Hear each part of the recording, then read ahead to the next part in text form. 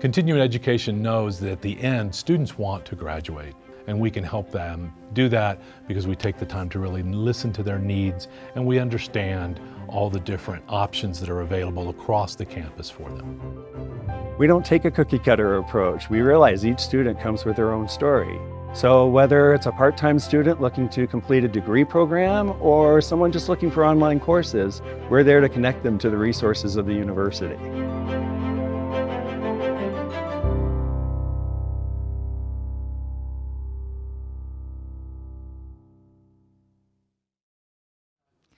Welcome, everybody. I'm Tina Mueh. I'll be moderating today. And for recording purposes, today is April 11th, 2024. It is 3:15 p.m. This is panel number 17984, titled The Importance of Truth, Honesty, and Integrity in U.S. Politics. Before we get started, the University of Colorado Boulder, Colorado's flagship university, honors and recognizes the many contributions of Indigenous peoples in our state.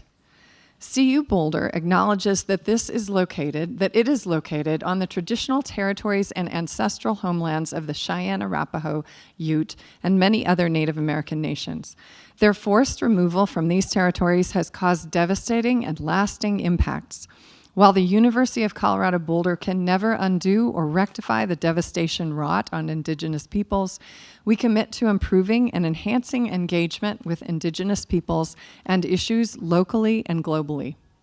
We will do this by recognizing and amplifying the voices of Indigenous CU Boulder students, staff, and faculty in their work, educating, conducting research, supporting student success, and integrating Indigenous knowledge, consulting, engaging, and working collaboratively with tribal nations to enhance our ability to provide access and culturally sensitive support and to recruit, retain, and graduate Native American students in a climate that is inclusive and respectful. Another thing I'd like to mention is how questions are going to work. So here's how we will handle the Q&A. We'll reserve the end of the discussion for Q&A. We're using a note card system to receive questions from the audience. At any time in the session, simply raise your hand to request a note card and pencil from one of our producers. And there's Stephen, our producer, and oh yeah, we have producers on either side of the room, so raise your hand and they'll come find you with a card and a pencil. Please write legibly. If you are a student, please note this in your question on the card because you'll get preference. If any student wants to get a question in, they leap to the head of the pack of the cards. When you finish, raise your hand to hand it to the producer, bring it up to me. I urge everyone to please make your questions brief and to the point. Okay, so now I'll let you know who I am. I'll briefly introduce all our panelists, and then we'll get started. My name is Tina Mueh. I recently retired just last year after 30 plus years as a middle school science teacher, just up the street at Centennial Middle School. And I am delighted to finally be available in the daytime to again attend the Conference of World Affairs. I'm a scientist. I earned my doctorate and earlier degrees here at CU in the biology departments. I'm the former president of our teachers union in Boulder, a longtime reproductive rights leader with Planned Parenthood of the Rocky Mountains, and currently running to represent us here in House District 10 at the Colorado State House. So I think that's part of the reason that I was invited to moderate here today. I have some skin in the whole political truth, honesty, and integrity game as a candidate. And so I welcomed the chance to come and moderate and be with these fine panelists for this discussion. So now on to our panelists. Oh, I didn't even talk beforehand about the order that we'll go in, but I'll just go down the line here. So right to my left is Marcus Brauchli. He is a veteran journalist, managing, overseeing, advising, and investing in a range of media and tech concerns, from the Wall Street Journal to the Washington Post to small journalism-related nonprofits. He has lived and worked all over the world, and so I look forward to his thoughts about the weight of truth, honesty, and integrity in U.S. politics versus their weight elsewhere. and his thoughts about the role of the media in these ideals as well. So welcome, Marcus. Do you clap? Probably. Yeah? No? Yeah. All right. Okay. Next to Marcus is Devin Gray.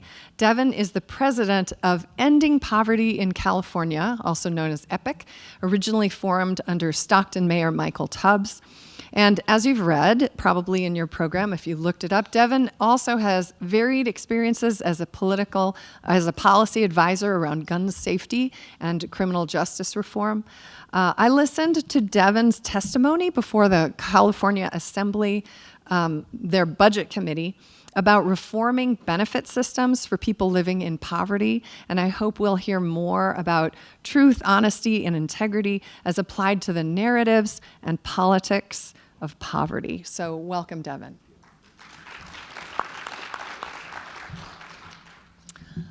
We have Leo Glaze is to Devin's left.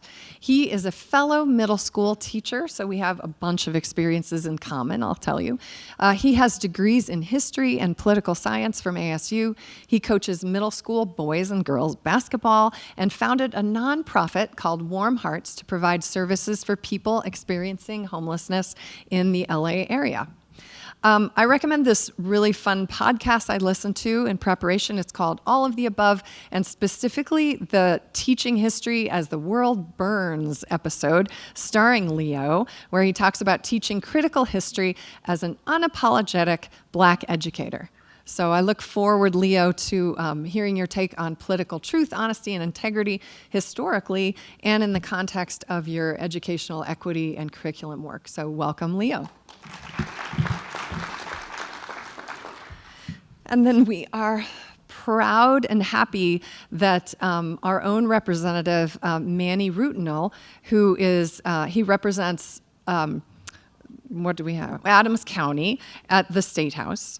And he received his Juris Doctorate from Yale Law School. After law school, Manny was an attorney for Earth Justice. Before law school, Manny was an economist for the U.S. Army Corps of Engineers, where he also served as a first responder in Puerto Rico after Hurricane Maria. Manny holds a master's in economics from Johns Hopkins University and a bachelor's in microbiology from the University of Florida. I'll also just tell you ahead of time that Manny is an active legislator, so he could have to jump up at any moment. Somebody is going to give him a signal that he has to vote on something, and since COVID, our legislators can vote remotely, so Manny is doing double duty here, and we'll all just go along with it. So. Okay. So let me just first give each of you an opportunity to fill in my bio of you. Maybe you want to do a little introduction on your own and talk about, why you were chosen for this panel and what you hope to bring to the discussion. And we'll just go down the line. So we'll start. Marcus. Thank you. Thanks for the introduction. Thanks for being here. As you know, I was a journalist for much of my career, and now I work with a lot of media companies, both in the US and around the world, helping to develop new media products for the next billion people outside the US, as well as thinking about how we can make journalism sustainable in this country.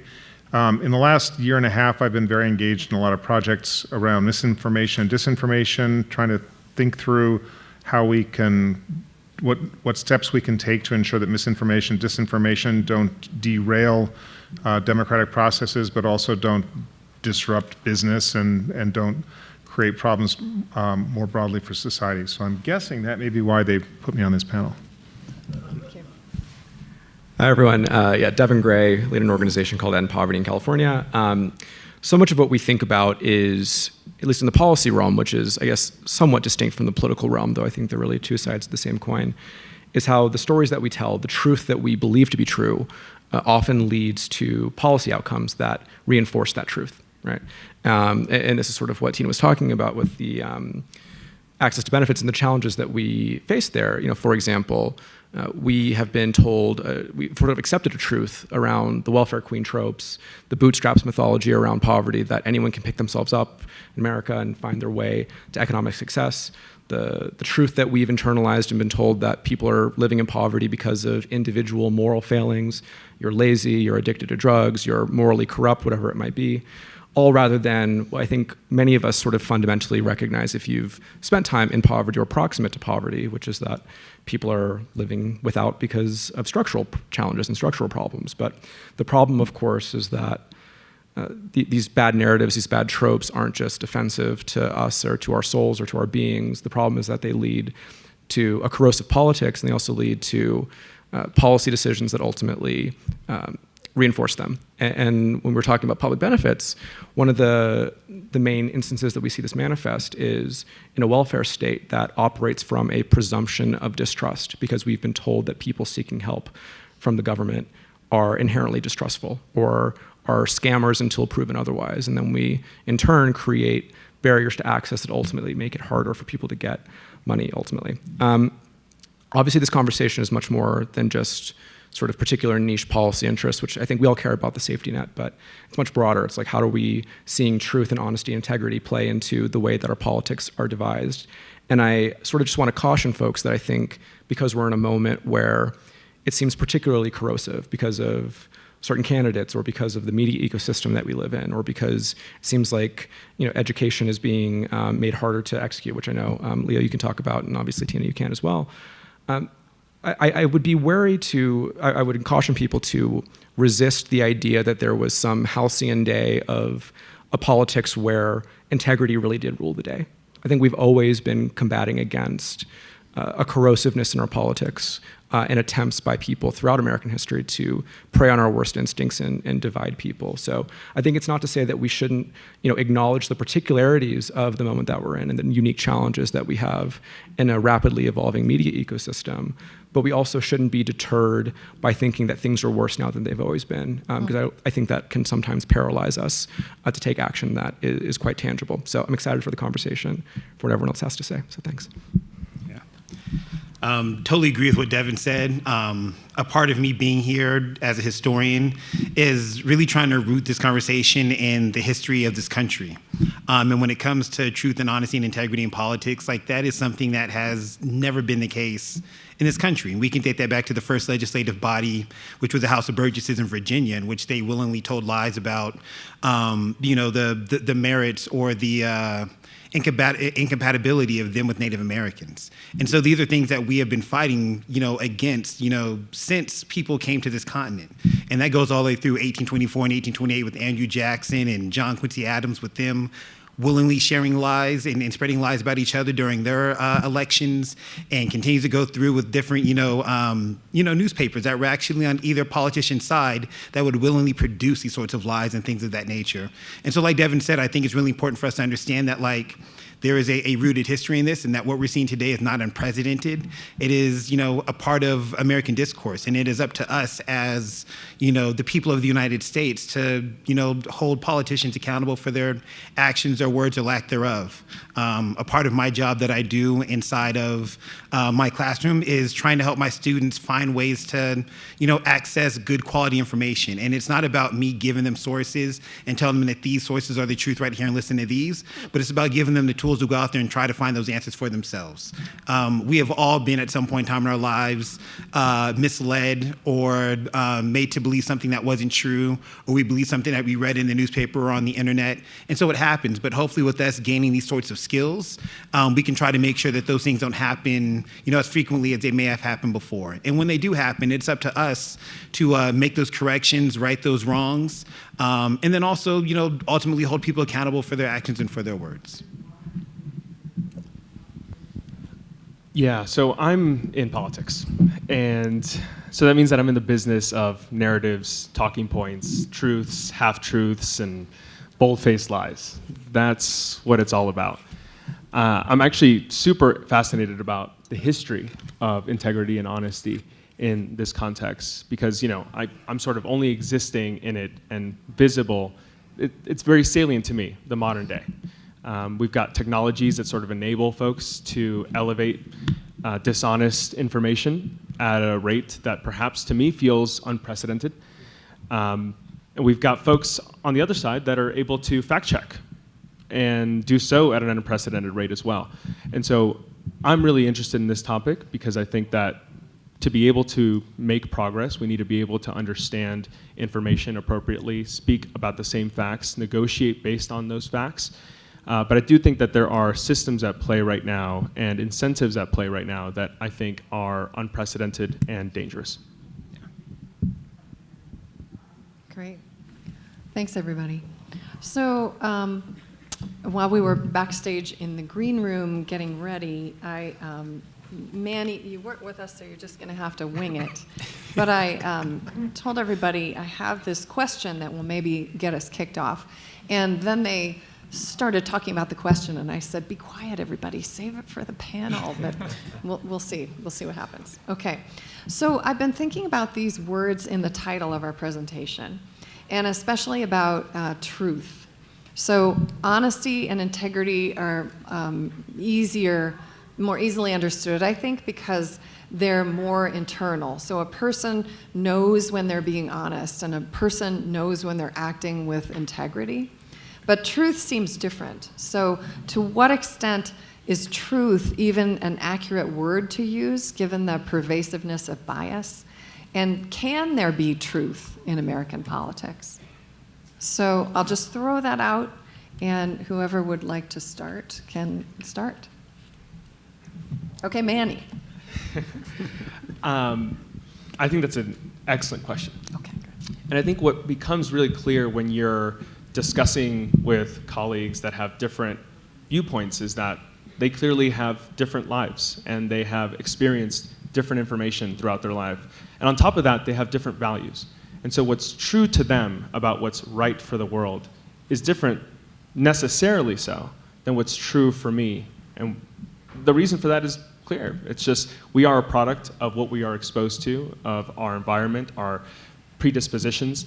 And so I think truth, when it comes to evidence, perhaps there may be less wiggle room there. But when it comes to values and what we think is right and wrong and the sort of information that we present, I think that it's a tricky subject. And it's unfortunate that that is the case, but it's also beautiful that that's the case. It's the diversity that makes democracy so important and so interesting.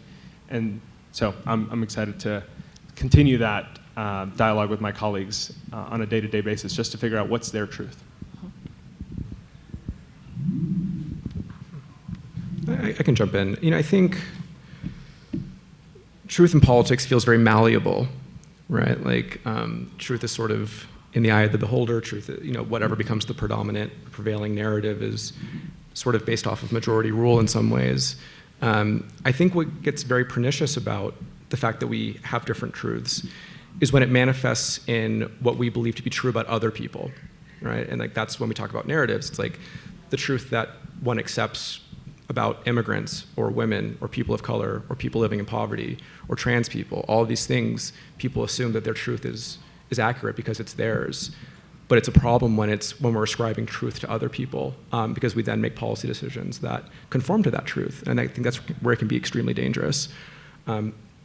That said, though, I think the way that we are able to establish more authentic truths is by ensuring that people are given the power and the space and the agency to be able to define themselves to the larger body politic. Because I think what ends up happening in the absence of diverse perspectives being platformed is that people take their truth from third parties, whether it be media or from a distance or from their uncle at Thanksgiving or whatever it might be. And I think that's where we have to be trying to shape truth in a way that is like accurate to people's own experiences. I do think that term, truth has been expanded in a lot of different ways. We do use the term, my truth, and in some cases that becomes a synonym for, my experience and my experiences and my opinion. But there are certain things out there that are also like empirically true, and we have to understand that there's a difference between those two. And there are ways in which, any person can go ahead and look at statistics and go ahead and bend them and shape them to, their will and change them in order to get what they would like. There are differences in the ways in which, you can take a statement and take it out of context, or you can cherry pick data. And so in those cases, like, it's important that we call those out and understand that sometimes people go ahead and use that term, my truth, as a way to sort of cover up the idea of not being challenged on a topic or on a piece of data that's now come out. And in that way, like, people use that term truth as a way to stifle dialogue. And in that way, like, that's never, ever really helpful.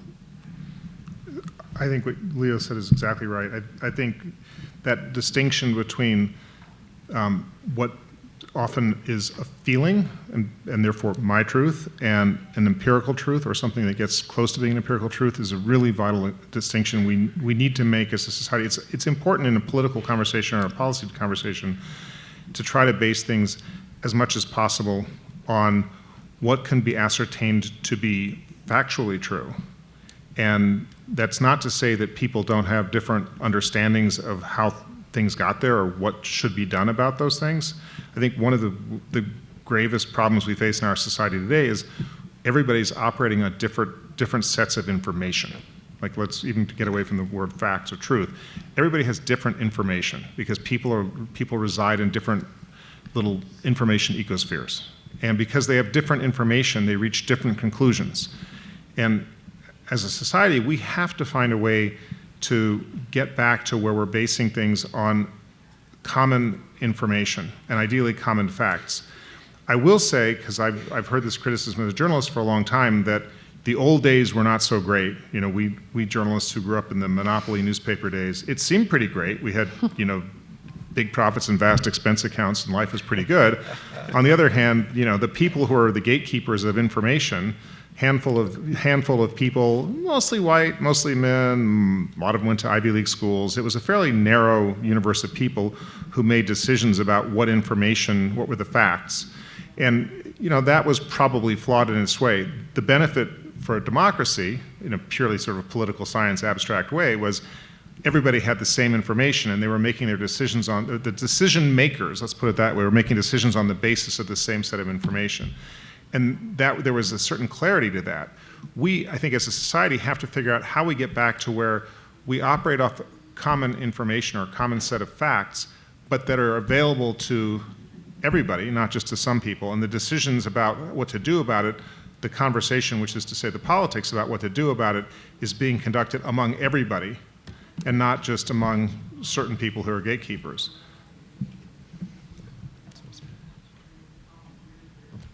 Okay, everybody's nodding. I guess it's time for more prompting. We agree. So yes. So you know, as you were just talking, Marcus, I was thinking. Well, first of all, to back up 30 seconds, I was going to ask a question about, hey, do you think there have been halcyon days for journalism that have bypassed us now? But I think you did a nice job of, no, there haven't been. So, It was halcyon for the journalists. yeah, yeah, and for the people who were leading and making decisions, right? Much simpler. So, but that did lead me to this question.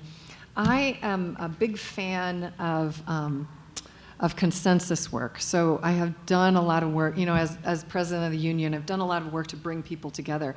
And I'm wondering about your own experiences where you have brought people together who have different truths politically to reframe and to craft one truth to drive policy forward. Because I can think of some experiences I've had where everybody comes in the room with their own truth, and by the end, with enough open-heartedness, you know, you leave with a new understanding of that, and I bet you all have had similar experiences. Can I start with, well, whoever would like to start? Maybe you haven't. Maybe you just say, no way, Tina, that's not how it works. Manny. Yeah, so I think there are so many things that folks on different sides of the aisle agree on, but we never hear about it because it just doesn't drive the clicks when it comes to the journalism or the social media side of things. So there's this concept of like secret Congress. There are all sorts of bills that legislators have passed throughout the decades that you haven't heard about. And they were just bipartisan bills. They just go under the radar and, you know, kumbaya moments. I think there are dozens and dozens and dozens of examples of that where you can look at the voting records and you can see that something gets passed unanimously. So there's all sorts of opportunities for that at the state level. I'm not sure anymore at the federal level if that occurs. But I think that there's an opportunity to make sure that something is a win-win opportunity. So just to give you an example of a bill that I'm working on probably for a future session, and it has to do with cattle production in Colorado. So cattle production, it's not the most environmentally friendly or sustainable approach. I think a lot of us know about that. But it turns out that there are certain nations like Brazil, Argentina, that are doing a much worse job because they have to deforest the Amazon rainforest, et cetera. And so there's an opportunity for me to work alongside a cattle rancher legislator to say, okay, we will not allow for federal governments to procure beef from nations that are destroying the Amazon rainforest. And so that's good for Colorado ranchers because they're doing slightly better production practices.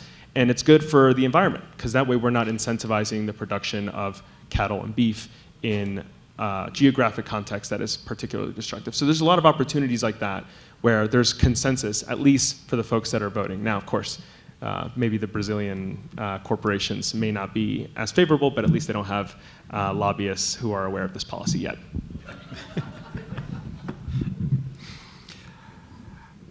I think that when it comes to that idea of bringing people together, I think that there are tons of issues that as Americans and as people that live in this country, we all tend to agree upon, and at least that's what the statistics kind of bear. It doesn't matter what your demographic is, it doesn't matter what your political party is. According to statistics, most of us believe in some sort of like sensible gun laws. Most of us believe in some sort of free healthcare for everybody. Most of us believe in some sort of education reform. And then most of us believe in some sort of affordable housing. But we do end up hearing a lot about the issues that continuously drive us apart.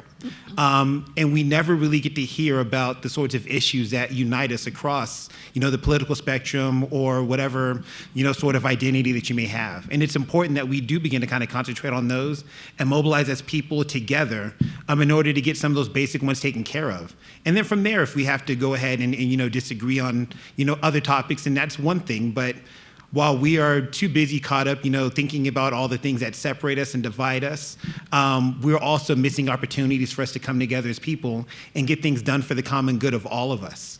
When it comes to, opiates that are ravaging, West Virginia, like we all believe in some sort of, healthcare when it comes to combating that, and yet and still, like, it's hard for us to get anything done because we're too busy worried about all the other things that separate us instead of thinking about the things that bring us together. I think there's a distinction between like finding consensus and building it. I think it's a lot easier to try to find places where we already have common ground, and it's exponentially more difficult to try to craft that.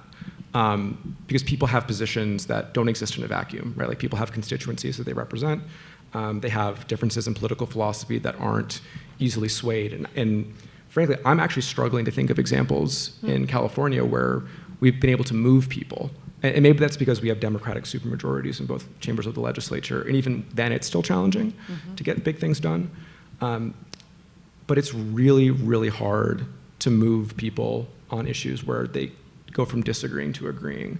But I agree with, like, there's so much low-hanging fruit, or at least like middle-hanging fruit, where maybe that potential coalition already exists, but I think it's very, very hard to move people from where they have 2 feet firmly planted. So if folks have any advice on that, I would love to learn, because it's like the hardest thing in the world. Yeah. What's funny, the society today seems to reward the warriors, people who go to battle. People create both sides, and there's more than 2 sides, but let's just say the 2 main political parties and their allies. They each have certain issues that they know will get their voters animated. And they want to focus attention on those because they want to get their voters excited and get their voters to turn out. And they want their voters, and both of them operate on the basis of fear. And they play it differently, but it's the same central motivation. Get people worried, get people alarmed, get people to come out because something is at risk. And it leads to the problems around what we're talking about: truth, integrity, honesty. Like, those things fall by the wayside quickly when it is helpful to your political prospects to say something that may not be true, to overemphasize something that may not be a real threat. I was on a panel yesterday, some of you may have seen it, was talking briefly about book banning. And, book banning is first of all, there is a real issue in this country with some people who really don't want kids seeing certain kinds of books. But it is also true that to certain people, including on the left, the phrase book ban is a really, it's a great phrase to roll out. It gets people super excited. They come out and they do not want books being banned in our society. In fact, polling shows most Americans of any stripe don't want books being banned. And so, on the other side, Ron DeSantis discovered that if he banned or restricted access to certain titles or did a Don't Say Gay law, which they subsequently walked away from when he was no longer running for president, it also got his side riled up. People don't believe in what they say. They just want their side to turn out. And I guess that's what, to Devin's point, that's why it's so hard to actually build consensus. Where there is consensus, you just got to surface it. Where there isn't consensus, you're asking people to give up something they have, which is leverage. Yeah, exactly. That's well said. Huh. Well, that's quite depressing to me. And It's fine. Yeah, and I'm just going to say, I think it's our structures. When you go in and you have constituencies and you can't be really free to be open-hearted because you carry a bunch of stuff with you, then it's going to be hard to really find new truth. But I still think it's something laudable that we need to, continue working on. I'm going to go. I have a lot of questions in front of me, and I've kind of grouped them into these categories. A bunch of them are about information on the internet. So I think what I'm going to do is read a few of them that go together and hear from our panelists about these. So could someone address the dilemma of what seems to be a vast oversupply of information sources, especially with the advent of the internet? What guardrails would you like government to establish on big internet media like Google, Facebook, Instagram, etc.? And I think this relates to it too. What can citizens do to winnow the truth from a field of mixed information, misinformation, disinformation, et cetera? And then a specific ask for Leo to give us some of his tools to do that. I'll also just throw in that someone also asked, what's the origin and basis of conspiracy theories? And I throw it in because I think it's related to this mass oversupply of information, right? So, okay, with all that in mind, take it away, panel. I'm not sure what sorts of legislation that government should come up with when it comes to Google and Facebook. In part because I think once you begin to start to really go down that road as far as freedom of speech and issues like that, where do we stop? And how far does it go? I do think that it is up to, people as individuals to do the best that they can in order to find reputable sources. It's not easy, and it takes time and it takes effort. There is no one perfect way to get it done. The best that I try to help my students with is by when we're thinking about doing research, we normally go to .edus and .govs for the most part, and that's where we start. From there, we get into .orgs and we get into .coms, but then after that, I have to start teaching them how to vet sources. And that means looking at the sorts of ads that are on these sites, and if there are ads that you don't necessarily support, they are ads that seem to be, really suggestive and divisive or really inflammatory. Those are probably sites that you don't want to continue to stay on. Also, you look for little things such as on a source or on a link, does a hyperlink work? And those are those little ones that are in different colors, that are underlined, that when you move your cursor to it, it turns into a finger. If you can click on it and it brings you to something else that's full of information, that source has probably been updated recently. Go to the bottom of the page and go ahead and look at the last time that page had been updated. And if it's been 3, 4, 5, 6, 7, 8, 10 years, go ahead and find another source. Because hopefully by then, like, new scholarship and new information has been there. And it also means that even if there isn't, like, somebody's cared enough about that website to go ahead and keep it up running and up and running. Go ahead and look for, you know, misspellings of words. When you look at the title of an article, check to see how inflammatory the article is. Does it make you feel a certain way when you read it? If you go to an article and it pisses you off, it's probably trying to get you to think about it in one way or the other, and you're not going to be really objective when you go ahead and take a look at it. And so those are some of the things that I work on with my students. And again, it's not perfect and it's not easy. And the one thing that they really hate is the time that it takes in order to understand the website or understand different ones. But it is rewarding because they actually do end up learning how to, you know, cultivate and value that skill. If you go to one website that's got certain data and information on it and you're not sure if you can trust it, go to another one. And if that other site that you go to has different information or different data on it, then that means you got to go to a third and at least get to a tiebreaker where you can say, hey, I went to 3 or 4 sources and 2 or 3 of them said the same thing and that 1 or 2 didn't. And at least you have a consensus moving forward on one that you can probably trust compared to another one. But again, it's not easy and it takes time and effort. And for a lot of us, like, that's not always time that we necessarily have. But if you reading an article really does, you know, make you upset, understand that when it comes to these web sources, understand when it comes to news sites, it's not really their job to educate us. They're in the business of making money. And the way that they make money is by getting clicks. And the way that they make money is by, you know, you sharing it out on social media. And so understand that and, you know, try your best to not necessarily play into what they're trying to get out of you, which is to try to get a visceral reaction.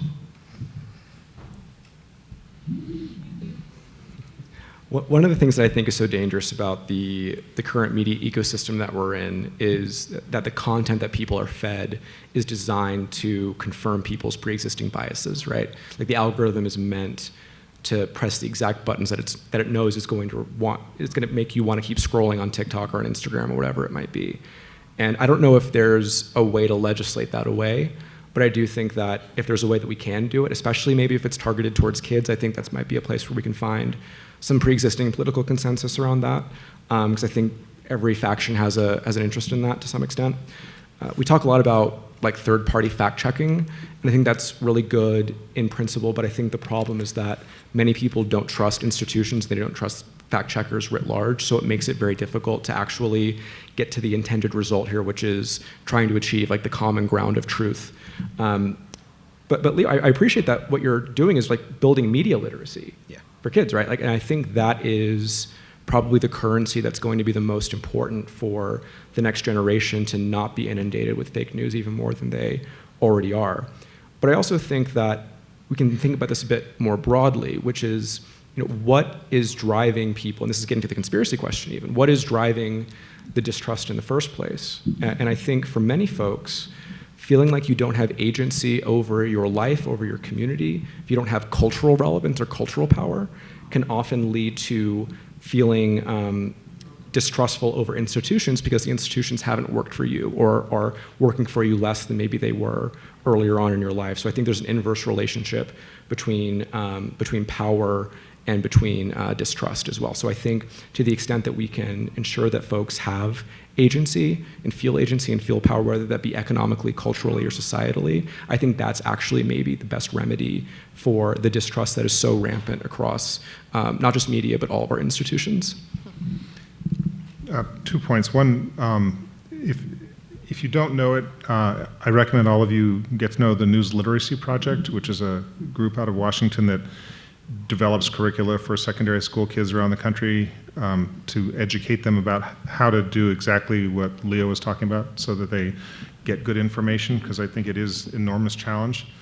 The second thing, I think this is going to be a very difficult year in the world of misinformation and disinformation, not just in this country, but around the world. There's a lot of elections going on, and AI makes it easier than ever to create and distribute misinformation and disinformation. There have been a lot of warnings already about, you know, the Russians and the Chinese are attempting to expose and exploit fissures in American society by creating content on social media platforms and distributing it that's designed to be inflammatory. I think that is largely true, but I also think that many other actors do this in many other contexts. It's not just happening in the US, although, in New Hampshire, some of you probably know this, right before the New Hampshire primary, somebody did a robocall in the voice of Joe Biden telling people not to vote, that he didn't need their vote. And it turned out that the person who had funded the creation of this robocall, which was created by a technology startup, which I forget the name of, but was Dean Phillips, the Democratic, the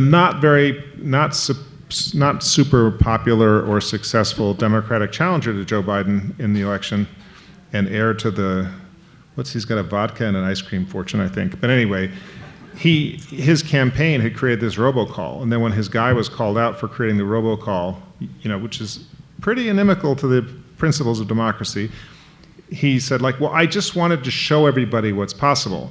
He didn't need to do that because actually in Slovakia, there was an election earlier, and in Slovakia, they created a fake audio between the liberal candidate. The audio was supposedly the liberal candidate for prime minister and a journalist from one of the big publications in Slovakia talking about how they were going to rig the election.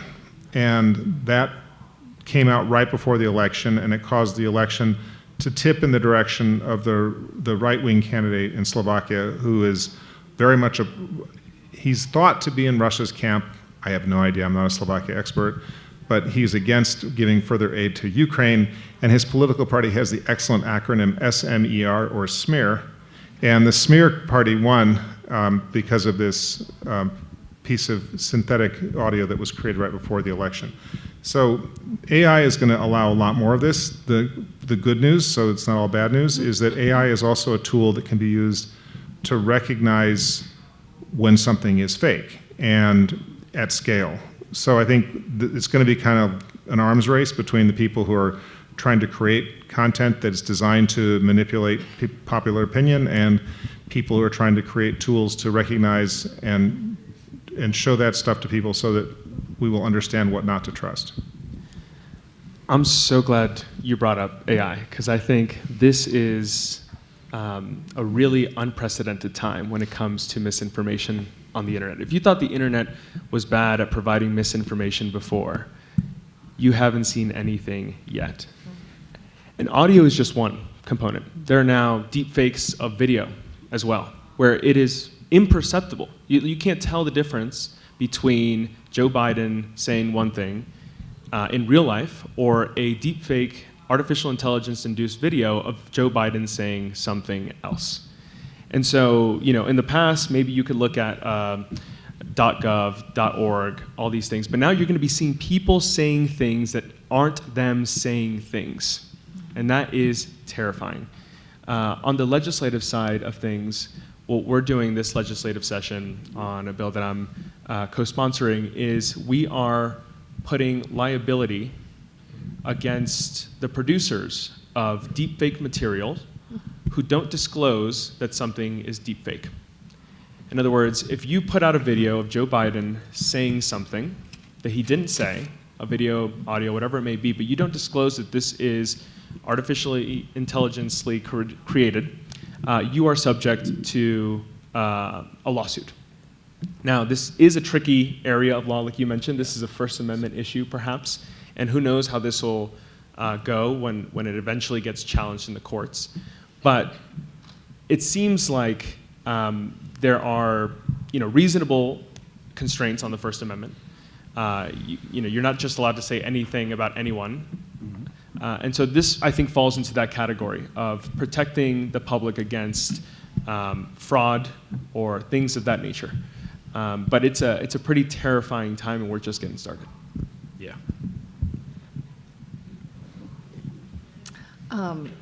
I saw Marcus writing down things as Manny was talking, because you have some thoughts more to share about this. No, I'm going to ask Manny afterwards to give me that legislation.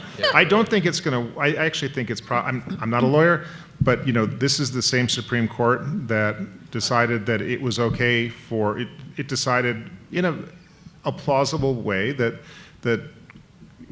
you can't, that political contributions are a form of speech, and I think that's a plausible argument. But then they went a step further and they say that anonymousness is a form of speech as well, which I don't particularly love. And if the Supreme Court has already concluded that your right to be anonymous and act in our society is guaranteed by the First Amendment, if somebody's making deepfake videos and you in the state legislature in Colorado say, hey, you're going to be liable for what you're posting, they're going to say, people are entitled to anonymously post what they want. Yeah, well, I'm never optimistic about our current Supreme Court, so I just want to say that from the outset. And it is tricky because anybody could put out these videos, and so the question is, where do you put the liability? Yeah. Do you put it on a major news provider that releases this information without disclosing that it is artificial intelligence? Do you put it on individual users that are releasing this information or retweeting it or whatever it may be? Do you put it on the artificial intelligence companies that don't put a watermark on their videos or on their audio? So it just goes down the line. You figure out, okay, who should be liable, under what circumstances, and then there's a question of the viability of this type of law in the context of our current Supreme Court, and it's tricky stuff. Question on that, Manny. Sorry, you may have said this, but who is being held liable? Is it the platform or the individual creating the content on the platform? Yeah, so those details are still getting figured out. I think there will be amendments that are going to be run to provide greater clarification. But I think it's the original creators of the content. Yeah, because I know there have been many efforts to try to repeal the protections for social media platforms for the content. If there's hate speech or incitement of violence, or if someone puts their manifesto on there and spreads it, current law protects Facebook, Twitter, all the rest, but can prosecute the individual. So yeah, I feel like we've just seen that conversation around platforms pre-AI, and now it just is like 10 times more complicated. Right? Yeah. Great. So we actually got a question about AI that is, is two parts. So I'm going to ask you to think about this other part of it. So is AI going to overcome or contribute to the rise of truth, honesty, integrity in politics? But it makes me wonder about the potential for AI for helping. Can you imagine a situation where AI is actually going to benefit us in this, is actually going to be able to discern what things are real and fake? Is this something anybody knows about? Yeah, I mean, that's exactly what's going on. When I was talking about an arms race before, that's what I mean. AI is going to be used to detect AI-generated fakes, and then the AI-generated fakers are going to figure out new ways to produce something that is undetectable, and then the detection people are going to upgrade their software. And I'll tell you why, by the way.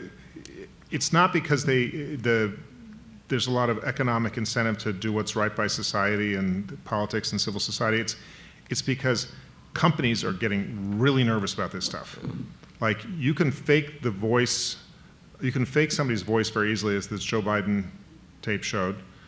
And then you can get on somebody's Vanguard account and say, my voice gives me the right to authorize you to do transactions based on my voice. And this is the financial services companies are alarmed because they've all installed these voice-activated systems, and they're worried. Commercial products companies, if you make a video with, I was on a panel before with Carl Quintanilla from CNBC. You make a deep fake video of Carl on CNBC talking about, another Boeing incident, and the Boeing stock price tanks by 20%. And somebody shorts the stock and makes a lot of money. There's tons of ways. People can destroy corporate reputations. There's a lot of concern on the business side, which is unfortunately, but frequently the way our society moves things forward, is like when there's a lot of economic interests involved, things start to move. And I think you're going to see a lot of technologies aimed at defeating deepfakes or identifying them. Seems like you know more about that than any of us, I would imagine. No, I think that's exactly what's going to happen, right? So, yeah. But we need it.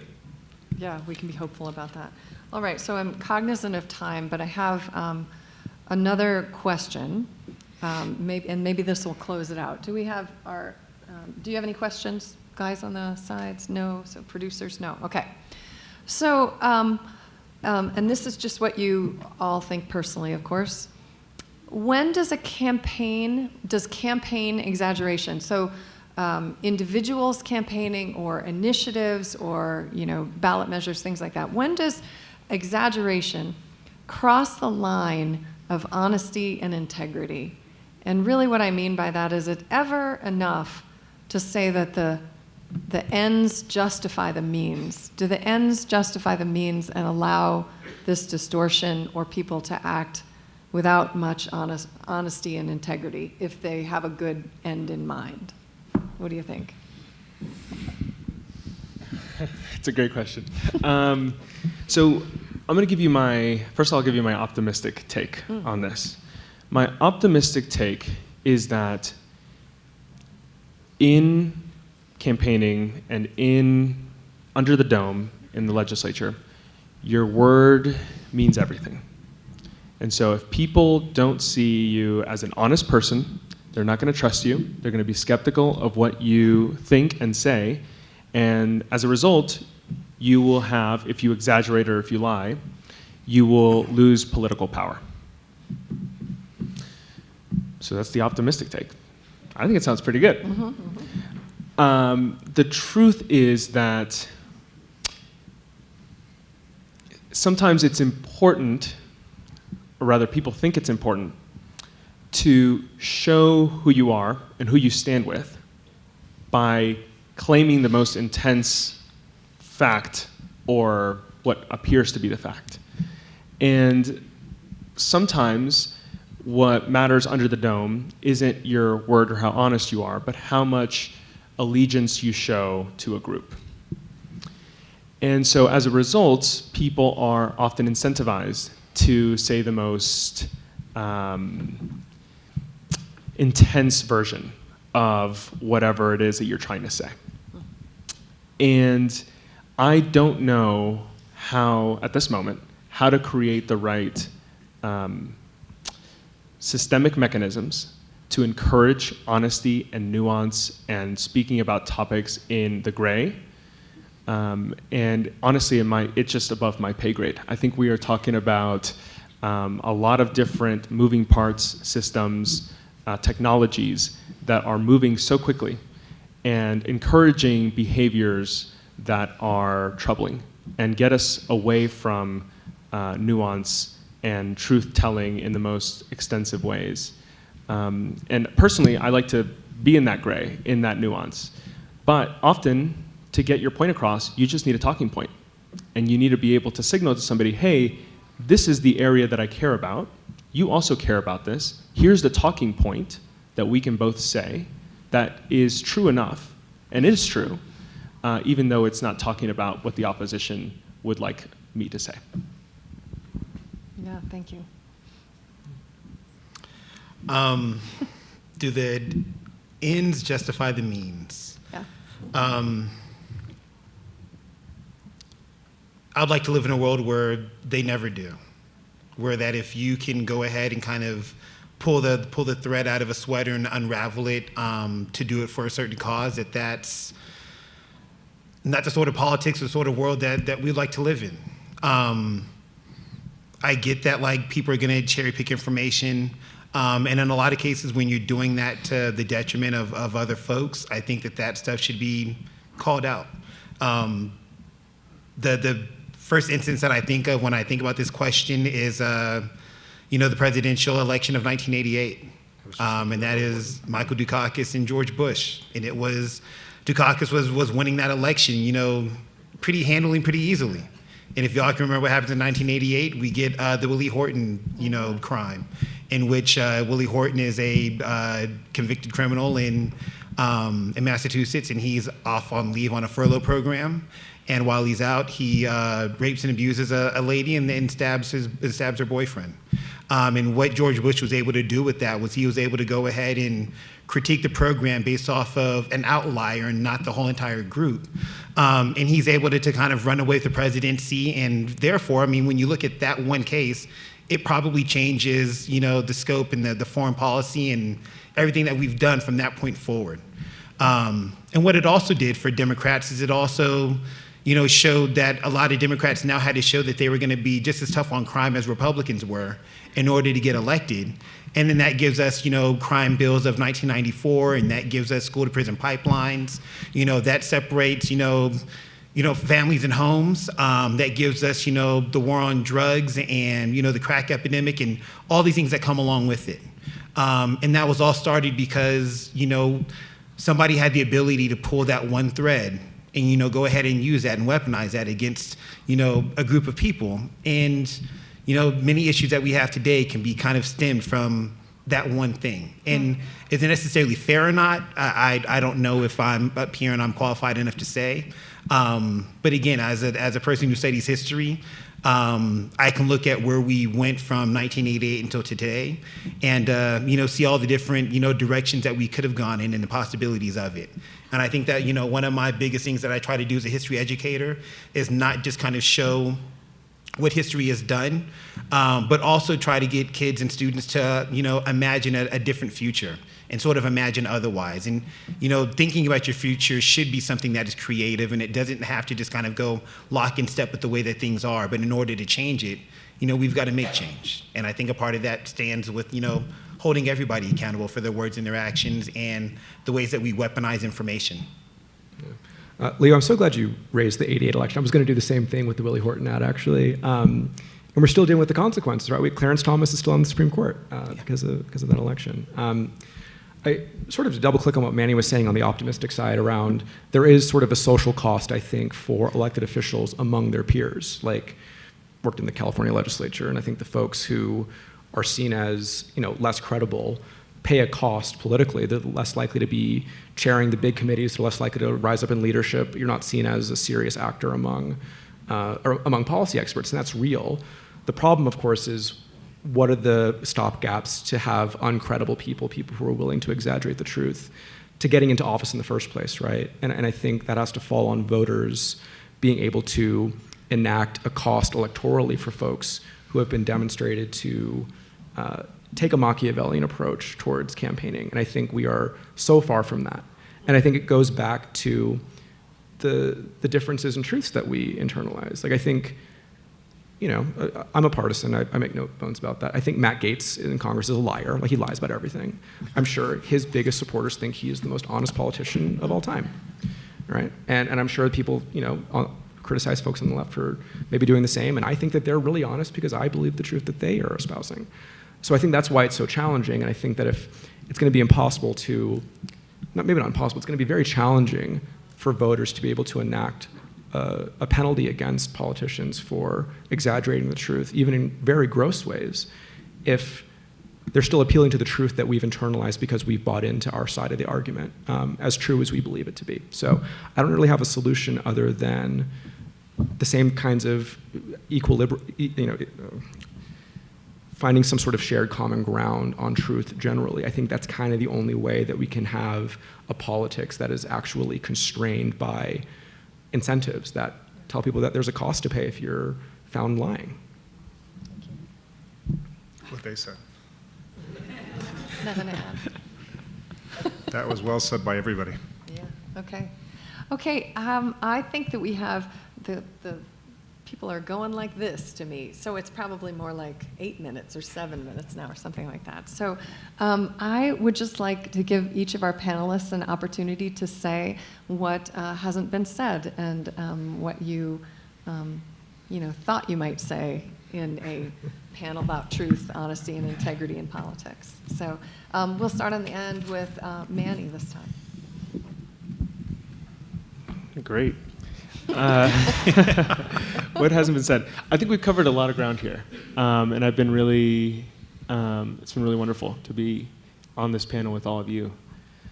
I think that it's important that we think about these issues whenever possible on a systemic level. Find out what are the corporate policies, what are the statutes that we can tweak, adjust to encourage honesty and integrity. I think there have always been dishonest individuals, but what I think could set us apart in these structures where we are negotiating and accountable to the public is that we have the ability to set the laws and the rules under which we all have to play. And so whenever possible, I want to encourage all of us to think about, sure, our role in encouraging integrity, honesty, spreading positive, important, and accurate information, but thinking about what are the systems at play that are above our pay grade that we can adjust and change, and do that through corporate policies and through the legislative process. And so I just want to leave that. Thank you. As humans, I think that, grappling with the truth and, sometimes lying is unfortunately a part of being a human. I read an article not too long ago that said that, like, the average person tells 2 lies every day. And sometimes, they're going to be, little small ones, like, hey, like, I was just too busy, couldn't pick up the phone. And sometimes they end up being, a bit more. And I think that when it comes to, elected officials and politicians and our sort of like, in our landscape, it is important for us to, hold folks accountable. Another thing that's sort of like very universally, known and accepted amongst, everybody, for the most part, up to like 92 or 93%. It doesn't matter if you're a man or a woman. It doesn't matter if you're Jewish or Catholic. It doesn't matter if you are a Democrat or Republican. Most people don't like politicians that don't tell the truth, and we don't find that acceptable. But the part that's also interesting about that is that depending on the politician that you like, even when it's been told in studies that somebody can prove to you that they lied and didn't tell the truth, the interesting thing happens, which is, yeah, we don't necessarily like it, but we also don't tend to view them any less than the way that we did before. And that ends up being a part of the problem. We can't allow, politics and elections to just turn into popularity contests and just be amongst, people that we like. And so therefore they can get away with, telling that one little lie because, again, it creates the common good, or they didn't lie as much as that other person. And so therefore, they're still a little bit better. We have to hold everybody to the same standards and sort of let the chips fall where they may. And I think once we begin to kind of change our mindset on, the truth, or being purposely lied to or purposely led in a way that is going to be, harmful to us, then I think we'll get that shifting the other way with politicians that begin to understand that, like, they can't say and do that thing and still get elected. And, we might have to go through some growing pains in order to get there. But I think that we can hold them accountable for their actions or for their words as long as, we're honest about it. And as long as we are trying to be as objective to it as well, and not necessarily fall into, well, I like that person, so it's not as bad as if I didn't like them. Thank you. I think with any conversation on really challenging topics like this, I think many of us are left wondering, like, what can we do? Like, the mountain that we're trying to climb is just gargantuan, right? But I think I don't necessarily have all of the answers, but I do know that one thing is true, and I don't think I need to tell anyone in this room about it because you're here talking about it, but we can't, like, hide from the process. Like, we have to engage, we have to be 2 feet in, we have to not cower to the insurmountable seeming challenges that we're facing. And one other call to action that I would have for folks is that I've sort of used, like, truth and narrative a bit interchangeably, and that's kind of by design. Like, I think the truths that we have dictate the narratives that ultimately, like, create the underlying terms of the debate that we have when we're hashing out policy in a given state legislature. And those narratives are really, really important because that's the starting point from which we have to actually iron something out that affects potentially millions of people's lives. So what I would hope that all of us can do is that when we see harmful narratives, harmful truths, particularly about people that we may not otherwise have something in common with, the person who's at a different level of economic status or a different race or a different gender, fight back on the harmful narratives that will ultimately lead to a truth becoming more established that's actually quite harmful for folks, and do your best to try to center the voices of people so that they can speak for themselves ultimately and dictate the truth on their terms rather than on a third party's terms. Thank you, Devin. I keep having to come after people who say everything better and more eloquently than I can. It's hard. I would say we live in a society where we're often forced to settle for least worst outcomes. And it's unfortunate, and it's a reality. It kind of goes to the earlier question of, are you willing to sacrifice, something for an outcome. Are you willing to sacrifice truth and honesty and integrity for an outcome that you desire? And I think the reality is in our society, in our political system, you have to do that from time to time. But I think it's important also for everybody to hold the political actors in our society, they're not off voting somewhere, Yeah. hold them to account, and challenge them on matters of truth and integrity and honesty. It's what journalism does well if it's done well. It's you actually try to find out what is true about what is going on in the world, and when politicians lie about it on any side of the issue, you challenge them. Journalists challenge them, and the people should challenge them. It's imperative that we as a society not give in to tribal politics and choose sides over truth, because that will not lead us to any kind of good outcomes. So I guess that's all I have to say about it. Yeah, well said. I think this brings us to the end of this session, and thanks everybody for coming, and let's just thank our stellar panelists once again. Including Manny. I wish Manny were here to hear the applause.